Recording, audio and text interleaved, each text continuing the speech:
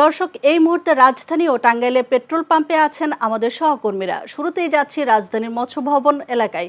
সেখানে আছেন সহকর্মী শফিক আহমেদ। তিনি জানাচ্ছেন সেখানকার ফিলিং স্টেশনগুলোর সবশেষ অবস্থা।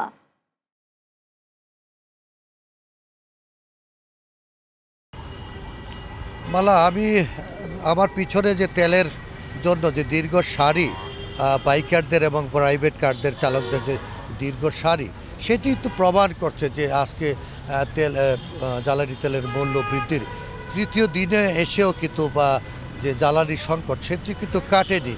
আর যে গ্রাহকদের যে ভোগান্তি ছিল ৪-৫ ঘন্টা ৭ ঘন্টা, সেই ভোগান্তিটুকু কিন্তু রয়ে গেছে।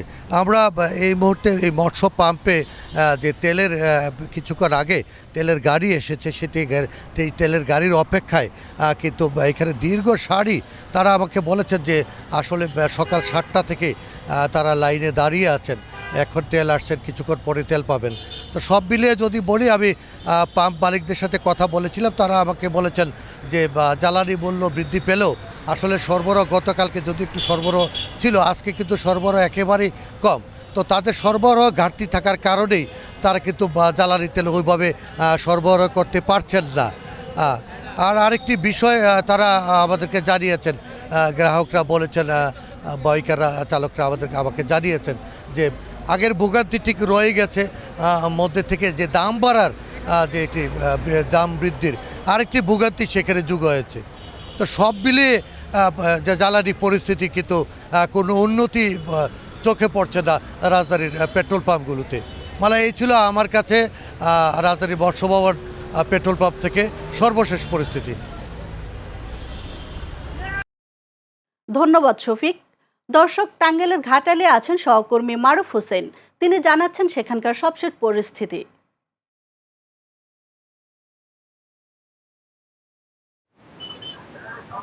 জি মালা, আপনাকে ধন্যবাদ। আপনি যেমনটি বলছিলেন, আমি এই মুহূর্তে রয়েছি টাঙ্গাইল জেলার ঘাটাইল উপজেলার যে ঘাটাইল ফিলিং স্টেশনটি রয়েছে, সেই ঘাটাইল ফিলিং স্টেশনে কিন্তু আমি অবস্থান করছি। এবং এখানে কিন্তু সকাল ৯টা বাজার পর থেকেই কিন্তু এখানে পাম্প মালিকরা কিন্তু, পাম্প কর্তৃপক্ষ যারা রয়েছেন, তারা কিন্তু ৯টার পর থেকেই কিন্তু এখানে তেল দিচ্ছেন। এবং সেই সাথে আমরা যারা চালকরা রয়েছেন, তারা দীর্ঘ লাইন মেনেই কিন্তু এখানে তারা তেল নিচ্ছেন। এবং আমরা সাধারণ চালকদের সাথে কথা বলে যতটুকু জানতে পেরেছি, তারা কিন্তু সেই সকাল থেকে তারা দীর্ঘ লাইন মেনেই কিন্তু তারা এখানে তেল সরবরাহ করছেন। এবং তারা তাদের যে অভিযোগ রয়েছেন, আমাদের কাছে তারা জানিয়েছেন যে তেলের দাম বৃদ্ধি পাওয়ার পরেও কিন্তু তারা কাঙ্ক্ষিত যে তেলের তেল পাওয়ার কথা, সেই তেল কিন্তু তারা পাচ্ছেন না। অর্থাৎ তারা এই মুহূর্তে এখন এখানে তেল পাচ্ছেন ৫০০ থেকে ১,০০০ টাকা পর্যন্ত এখানে কিন্তু তারা তেল পাচ্ছেন।